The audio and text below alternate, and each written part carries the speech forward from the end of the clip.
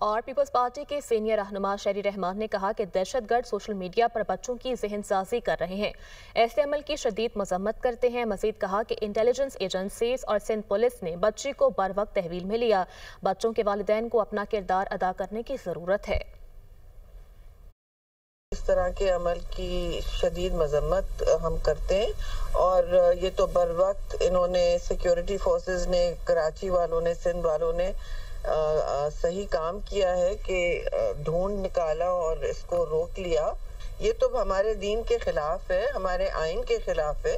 हर कानून को ये तोड़ता है, अखलाकी हो या सियासी हो या आइनी हो। मुझे तो समझ नहीं आता कि ये किस तरह इतनी बात फैलती जा रही है। और बर वक्त अच्छी बात है कि इन्होंने पकड़ा है, लेकिन आगे भी देखना पड़ेगा किस तरह इस किस्म के अमल की रोकथामी कैसे की जाए।